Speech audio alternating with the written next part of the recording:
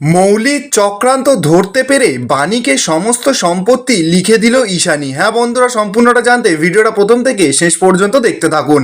ধারাবাহিকের শুরুতে দেখা যাচ্ছে ঈশানীর তো অবস্থা খুব খারাপ। বাড়িতে ডাক্তার এসে সমস্ত সেলাইন ফেলাইনের সমস্ত কিছুর ব্যবস্থা করেছে, মুখে অক্সিজেন মাস্কও দেওয়া হয়েছে। বাণী তো এবার ঈশানীর মাথার ধারে বসে বসে খুব কান্নাকাটি করছে। ঈশানীকে বলছে যে মা মা তুমি তাড়াতাড়ি সুস্থ হয়ে ওঠো না মা, তুমি আমাকে ছেড়ে এত তাড়াতাড়ি যেও না। আমি তো ছোট্টবেলা থেকে তোমাকে কখনো কাছে পাইনি, এবার যখন আমি তোমাকে এতটা কাছে পেয়েছি আমি তোমাকে কোথাও যেতে দেবো না, আমি তোমাকে ছাড়বো না মা। আমি না ছোট্টবেলা থেকে অনেক কষ্ট পেয়েছি, কিন্তু কাউকে কিচ্ছু বলিনি, সমস্ত কিছু মুখ বন্ধ করে সহ্য করে গেছি মা। আর এখন যখন এত বছর পর আমি তোমাকে কাছে পেয়েছি, তোমাকে এতটা কাছ থেকে আমি দেখতে পাই, তখন আমি তোমাকে আর হারাতে পারবো না মা। হয়তো তুমি আমাকে মেয়ে বলে মানো না, কিন্তু তোমাকে মেয়ে বলে মানতে হবে না মা। এই যে তুমি আমার চোখের সামনে থাকো, তোমাকে মা বলে আমি ডাকতে পারি, এটাতেই আমার অনেক শান্তি মা। ও মা মা তুমি আমাকে ছেড়ে একদম যেও না। ঠাকুর যতটা পারো তুমি আমাকে কষ্ট দাও, কিন্তু আমার মাকে কিছু করো না। ঠাকুর আমার মাকে আমার কাছে থাকতে দাও, আমার মাকে আমার থেকে কেড়ে নিও না। এই সমস্ত কথা বলে বাণী তো ওর মাকে জড়িয়ে খুব কান্নাকাটি করছে। আর এটাকেই তো বলে মা আর মেয়ের ভালোবাসা। এরপর দেখতে দেখতে একটা দিন কেটে যায়। পরের দিন সকাল সকাল দেখা যাচ্ছে বাণী তো ঠাকুরের পুজো করতে বসেছে। ঠাকুরের পুজো করতে করতে বাণী বেশ সুন্দর একটা গান ধরেছে। অনিরুদ্ধ, তানিয়া সকলে তো এসে বাণীর পাশে বসেছে। অন্যদিকে দেখা যাচ্ছে ঈশানী তো বাণীর গলার আওয়াজ মানে গানটা শুনে ঘুম থেকে উঠে পড়ে। উঠে বসে বলছে যে কি সুন্দর গানটা গাইছে। ঈশানী তো আর শুয়ে থাকতে পারে না, এবার উঠে যখনই বাণীর কাছে যেতে যাবে ঠিক তখনই তো মৌলি এসে ঈশানীকে ধরে নেয়, নিয়ে বলছে যে মা তুমি কেন উঠে যাচ্ছ, তুমি শুয়ে থাকো না। ঈশানী তো মৌলিকে জানাচ্ছে যে আমার না এই ঘরে সারাক্ষণ শুয়ে বসে থাকতে ভালো লাগে না, আমি যাই একটু বাইরে থেকে ঘুরে আসি।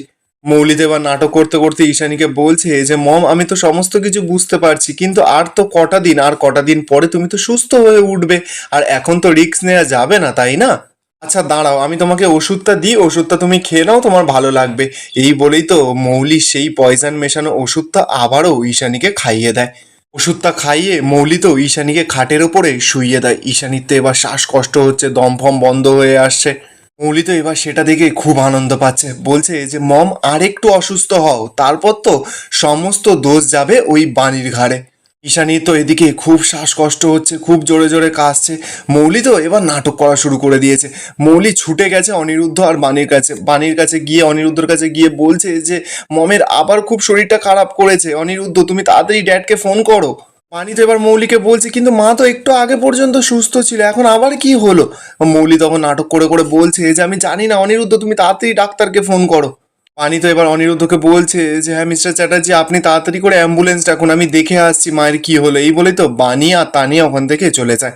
এদিকে অনিরুদ্ধ তো তাড়াতাড়ি করে ডাক্তারকে ফোন করে ডেকে নেয় ওখানে, আর অনিরুদ্ধ ওখান থেকে চলে যায়। মৌলি তো এবার এতটা শয়তান যে ঠাকুরের সামনে বসেছে, বসে বলছে যে 2,75,00,000 টাকাটা আমাকে পাইয়ে দিও ঠাকুর, আর ঈশানী রয়কে পুরো ওপরে পাঠিয়ে দিও।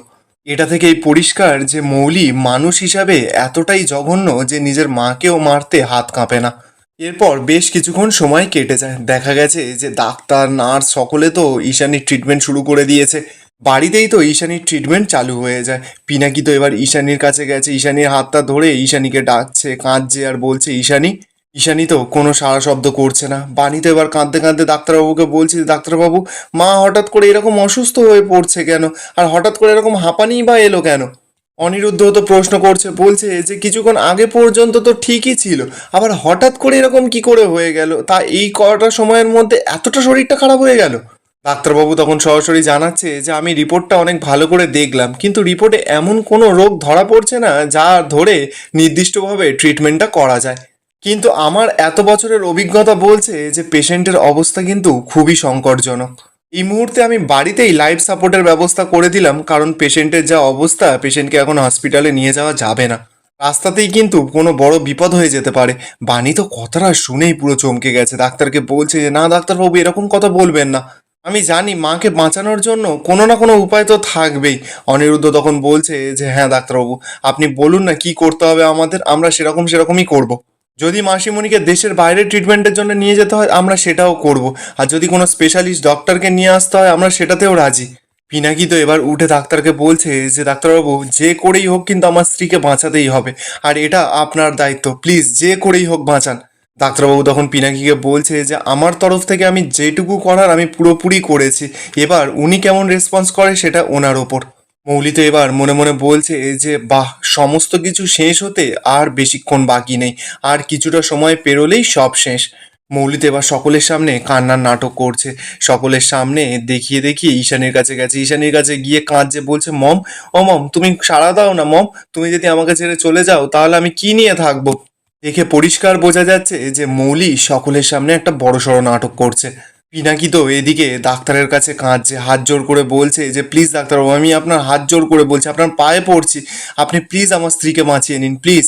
ডাক্তারবাবু তো এবার পিনাকি আর সকলকে বলে দেয় যে আপনারা এবার ঈশ্বরকে ডাকুন, ঈশ্বর যদি কোনো মিরাকেল করতে পারে তাহলেই শেষ মাত্র একটাই ভরসা, নয়তো আমি আর কিচ্ছু করতে পারবো না। পিনাকি তো এবার কাঁদতে কাঁদতে ঈশানীর কাছে গেছে, ঈশানীর পাশে বসে বলছে ঈশানী তুমি আমার কথা শুনতে পাচ্ছ। এই বলেই তো পিনাকি কাঁদছে। বানিও তো এদিকে খুব কান্নাকাটি করছে, ঠাকুরকে বলছে যে ঠাকুর আমার মাকে ফিরিয়ে দাও, আমার কাছ থেকে তুমি কেড়ে নিও না আমার মাকে। এরপর বেশ কিছুক্ষণ সময় কেটে যায়, নয়নতারা তো মৌলির ঘরে গেছে, মৌলিকে বলছে দিদিভাই ঈশানীর এই অবস্থার জন্য তুমি পরক্ষণে ফেঁসে যাবে না তো। মৌলি তখন বলছে আমি ফাঁসবো। নয়নতারা তখন বলছে যে দিদি ভাই তুমি কিন্তু সাবধানে থেকো, তুমি দেখতে পাচ্ছ না বানি আর অনিরুদ্ধ সারাক্ষণ ঈশানীর ঘরে বসে আছে, আর কত কত বড় বড় জায়গায় আবার রিপোর্ট করিয়েছে, টেস্ট করিয়েছে, সেই টেস্টে যদি আবার কিছু বেরিয়ে যায় তখন। মৌলি তখন জানাচ্ছে যে টেস্টের রিপোর্টে কিচ্ছু বেরোবে না, এটা থেকে পুরো পরিষ্কার যে এই ষড়যন্ত্রে নয়নতারাও জড়িয়ে রয়েছে। নয়নতারা তো এদিকে মনে মনে বলছে যে ওই তো বদ্যির বহর, তার আবার এত কনফিডেন্ট। নয়নতারা তো এবার মৌলির পেট থেকে কথা বের করবে বলে গেছে, মৌলিকে বলছে যে শোনো শোনো মৌলি, আমার কথাটা শোনো, তোমার একটা ছোট্ট ভুলের জন্য কিন্তু তোমার পুরো ভবিষ্যৎটা অন্ধকার হয়ে যেতে পারে। মৌলি তো এবার সোজাসুজি নয়নতারাকে বলছে যে গ্র্যান্ড মামি বারবার করে না ওই বাণী আর অনিরুদ্ধ জিততে পারে না, ওরা তানিয়াকে বাঁচিয়ে ফিরিয়ে এনেছে ঠিকই, আবার ওরা অনেক কিছু করেওছে, কিন্তু মমকে ওরা আর কিছুতেই বাঁচাতে পারবে না। ঠিক তখনই তো ওই ঘরে জুলি চলে আসে ঝাঁটা নিয়ে, জুলি তো এসেই ঝাঁটা দেওয়া শুরু করে দিয়েছে। মৌলি তো এবার ভয় পেয়ে গেছে, মৌলি মনে মনে বলছে যে এ বাবা, এই মেয়েটা আবার ঢুকে পড়লে এ কি আবার সব শুনে নিল নাকি। নয়নতারা তো এবার মৌলিকে বলছে যে এ কি কাণ্ড, বলা নেই কওয়া নেই, এ আবার ঘরের মধ্যে ঢুকে পড়লো। মৌলি তখন তো এবার জুলির কাছে গেছে, জুলিকে গিয়ে বলছে যে এই তোমাকে কে বলেছে আমার রুমে ঢুকতে। জুলি তখন বলছে যে ধুলো।